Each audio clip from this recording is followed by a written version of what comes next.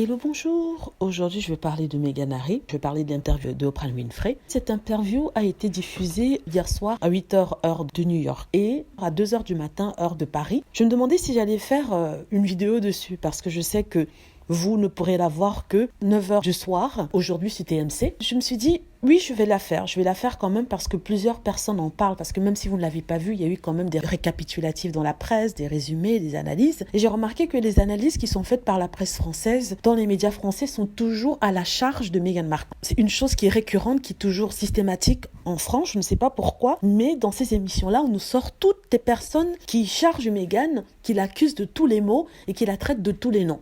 Ça, je ne comprends pas. Ce n'est jamais balancé. Il n'y a jamais une personne qui vient la défendre. Non, c'est toujours la faute de Meghan et tout ça. Et malgré le fait même qu'elle ait expliqué certaines choses assez importantes et assez lourdes de conséquences dans ses émissions, non, c'est sa faute, elle aurait pu se taire, elle n'aurait pas dû en parler et tout ça. Donc voilà ce que je pense de l'émission. J'ai regardé ça hier soir, j'ai regardé en anglais comme je parle anglais, et j'ai trouvé ça terriblement triste. Terriblement triste parce qu'on a une jeune femme qui était plein d'entrain, qui était plein d'espoir de venir dans la famille royale, de pouvoir s'intégrer, de pouvoir travailler pour eux, qui se retrouve au milieu d'une tempête et d'une bataille médiatique, d'une vigueur incroyable. Une bataille vicieuse.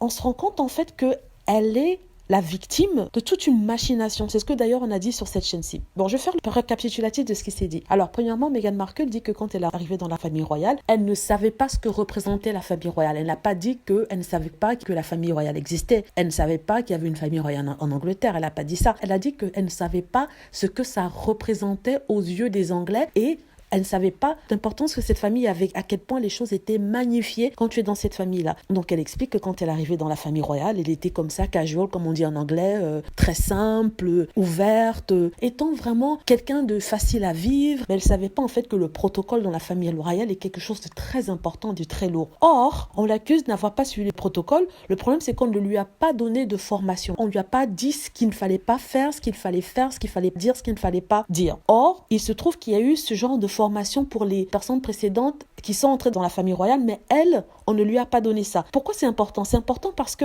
le fait qu'elle n'ait pas eu cette formation-là veut dire qu'on l'a, comme on dit, set up. Ça veut dire qu'on l'a laissée livrer à elle-même, sachant qu'elle va faire des erreurs et que, connaissant la presse britannique, elle serait critiquée. Ce qui est donc arrivé, elle a été critiquée. Mais le plus marrant, c'est que les erreurs qu'elle faisait, c'était les mêmes erreurs que Kate Middleton faisait, malgré le fait qu'elle ait eu cette formation-là. Or, on tapait plus Meghan qu'on tapait Kate Middleton. Ça, c'est le premier point qu'elle a abordé. Moi, j'ai rajouté une petite analyse. Deuxième point, c'est que ce qui l'a vraiment frappée, c'est qu'elle voulait faire partie de la famille royale, elle voulait jouer le jeu, elle pensait qu'ils avaient ses intérêts à cœur, qu'ils essaieraient de la protéger. Par exemple, quand on disait des trucs dans les tabloïds, qu'elle ne lisait pas, qui revenaient à elle, elle disait toujours non, la famille royale me protège, ce n'est pas grave, la famille royale me protège. Pourtant, des gens à l'extérieur voyaient ce qui se passait et lui disaient, écoute Meghan, il te traite de tous les noms dans la presse. Meghan, il y a quelque chose qui va pas, tout est négatif, il y a des informations qui sont filtrées dans la presse, mais il y a personne qui est là pour te défendre. Elle était à l'intérieur du système, elle ne voyait pas ça. Elle se disait toujours que oui, la famille royale en fait faisait quelque chose de bien, essayait de la défendre. Mais ses amis, ses parents proches lui disaient non, il y a quelque chose qui va pas Meghan. On a l'impression que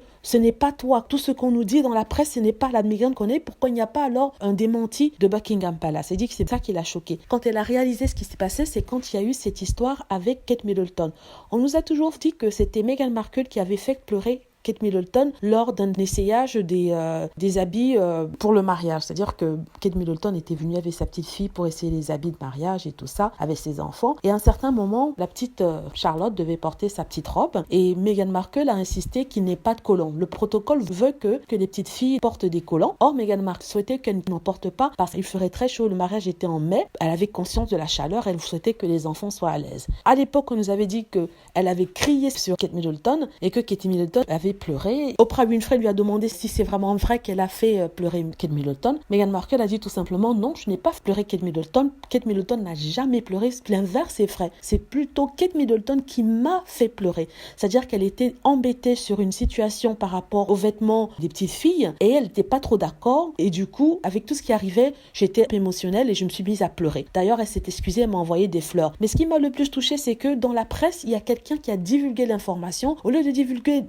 divulguer l'information dans la presse, au lieu de divulguer la bonne information, cette personne a renversé les faits en disant que c'est moi qui ai fait pleurer Kate. Ce qui m'a le plus fait mal, c'est que la famille royale n'a pas fait de démenti en disant en fait que non, ce n'est pas vrai, ils n'ont rien fait. Ils ont laissé Meghan se faire taper dessus pour avoir soi-disant fait pleurer Kate Middleton, alors que c'était Kate Middleton qui avait fait pleurer Meghan. Ce que je comprends pas, c'est pourquoi est-ce que Kate Middleton devait donner son avis quand il s'agissait du mariage de Meghan Markle. Je comprends bien qu'il y a eu un protocole à suivre, c'est sûr, mais c'est le mariage de Meghan, elle a le droit de choisir comment vont s'habiller les pages, les petites filles. En même temps, il faut remarquer que Zara Philippe, qui est la petite fille de la reine et la fille de Anne, lors de son mariage, avait souhaité que les petites filles ne portent pas non plus de bas ou de collants, et les petites filles n'avaient pas porté. Pourquoi à ce moment-là, Kate n'avait pas été aussi stricte par rapport au protocole? Voilà. Donc, il y a plein de points qui ont été abordés, et l'un des plus grands points aussi, c'est sur le racisme dans la famille royale. Comment s'est manifesté ce racisme? En fait, il se trouve qu'il y a eu une conversation autour de la couleur des futurs enfants de Meghan Markle et du prince Harry. Comme on le sait, Meghan Markle est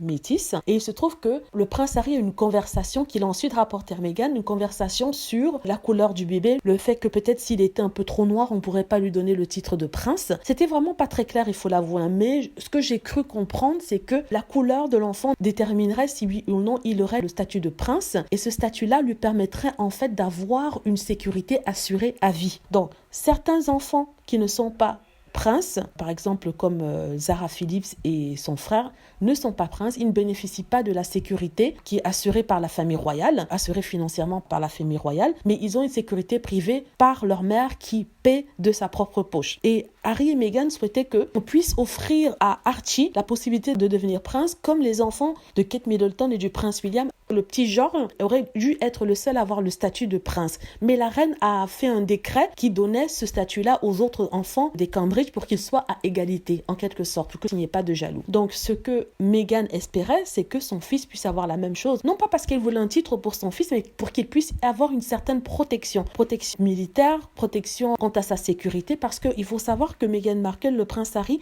quand ils se sont mis ensemble, ils ont reçu des menaces morts, mais des menaces incroyables, des insultes, des gens qui les menaçaient, tout simplement parce que le prince Harry avait épousé Meghan. Donc, il ne voulait pas que son fils puisse en souffrir et qu'un jour, il soit peut-être attaqué, on ne sait jamais. Donc, il voulait qu'il ait ce titre-là pour avoir cette protection-là, pour que sa sécurité soit payée, sachant que la sécurité coûte beaucoup d'argent. On ne parle pas de centaines de milliers d'argent, on parle des millions par an. On peut parler par exemple d'1 million par an, et 1 million par an, c'est conséquent. Voilà, donc ils ont parlé de ça, elle a parlé de sa décès. Le prince Harry a aussi parlé du fait que le prince Charles ne l'ait pas soutenu. C'est-à-dire qu'on a dit en fait que quand ils se sont éloignés de la famille royale, ils n'avaient pas informé la reine. Or, c'est faux, le prince Harry et Meghan Markle ont parlé à la reine d'Angleterre 3 fois, au prince Charles 2 fois. Donc, ils ont été surpris d'entendre dire dans la presse qu'ils avaient pris la reine de court. C'était des accusations comme ça qui revenaient à chaque fois. Il n'y avait pas eu de démenti de la part de Buckingham Palace disant que non, il y a eu des conversations, il y a eu des discussions, la reine n'a pas été prise de court. Or, c'est tout le contraire qui est arrivé. Les gens autour du palais ont donné des directives aux tabloïds en disant que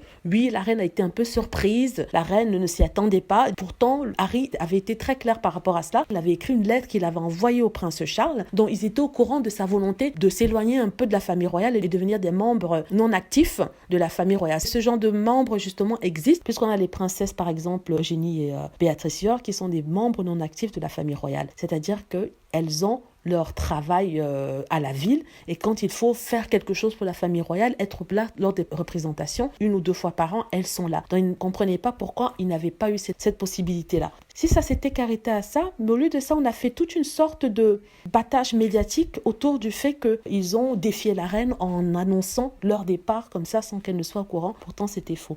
Qu'est-ce qui a encore été dit? Il a été dit une chose qui est assez vraiment sérieuse. Meghan Markle a dit que les tabloïds étaient tellement vicieux, tellement durs avec elle. Tous les jours que Dieu faisait, il y avait quelque chose dans les tabloïds à propos d'elle. Elle ne lisait pas ça, mais on lui rapportait ce qui était dit. Que ce soit les membres de l'équipe royale ou alors sa propre famille qui l'appelait pour lui dire « Mais Meghan, est-ce que tu as vu ce qu'on dit dans la presse? Ils ont dit ceci, cela. » Mais ça, tous les jours, vous imaginez. En plus de ça, elle était isolée à Frogmore. Comme je vous avais dit, Frogmore est en fait une maison isolée, toute seule dans son coin. Elle n'avait pas la possibilité de sortir. En 4 mois, elle est sortie que 2 fois. Et c'était alors qu'elle est enceinte du petit Archie. Donc vous imaginez, une femme femme enceinte comme ça et à Frogmore qu'elle ne connaît pas, où elle vit, où elle n'a pas sa famille. Et ça a beaucoup joué sur sa santé mentale, au point que, vu que la presse l'accusait de tout et de rien, vu qu'elle n'avait pas la possibilité de parler à quelqu'un, elle s'est dit que peut-être ça ne valait pas la peine de vivre. Donc, ce sont des pensées suicidaires qu'elle a eues. Voyant qu'elle était au plus mal, elle a contacté un membre de la famille royale pour lui en parler en disant qu'il est important qu'elle puisse avoir de l'aide, qu'elle puisse aller à l'hôpital. La personne lui a dit qu'il n'était peut-être pas bien de le faire puisque ce serait négatif pour la famille royale. Elle s'est alors ensuite adressée au service des ressources humaines du palais pour leur dire écoutez, je n'arrive pas à me faire entendre, j'ai besoin d'aide, je me sens mal, j'ai besoin de voir quelqu'un. Et le service lui a tout simplement dit désolé, tu n'es pas un employé de Buckingham Palace et tu n'es pas payé, donc on ne peut rien pour toi. Donc, elle s'est retrouvée comme ça, livrée à elle-même avec le prince Harry. Et elle a dû s'adresser au prince Harry, regarde ce qui se passe, je ne me sens pas bien, j'ai des pensées suicidaires, il faut vraiment qu'on fasse quelque chose. Face à cela, le prince Harry essaie de joindre les personnes haut placées. Il s'est vu dire la même chose, c'est-à-dire que on est tous passés par là, on a tous eu le même problème, il faut juste que tu supportes un peu plus, il faut juste que tu tiennes le coup, c'est aussi simple que ça. On ne va pas faire de drame autour de ça parce que ce serait mauvais pour la famille royale. Donc voilà, ce sont à peu près les choses qui ont été dites par rapport à ça. Ce sont des sujets tellement importants qu'il faut faire une vidéo pour chacun de ces sujets-là pour en discuter. Et ça, ce sont les grands traits de l'émission. Je souhaitais vous donner les grands traits de cette émission-là. Il y a une chose qui est assez intéressante, c'est que Eugénie et Meghan Markle étaient amies avant qu'elles ne rencontrent le prince Harry. Donc voilà, je voulais vous donner les grands points de cette interview. Peut-être que j'en ai oublié certains, mais il y en avait tellement que sincèrement, je suis dépassée. J'ai besoin de digérer tout ça. Vous verrez, ça vous fera le même effet. Mais tout ce que je retiens, c'est beaucoup de tristesse, beaucoup de gâchis. Gâchis de la part de la famille royale, gâchis de la part des tabloïds, beaucoup de gâchis, beaucoup de tristesse. En tout cas, je suis heureuse que le prince Harry et Meghan Markle aient pu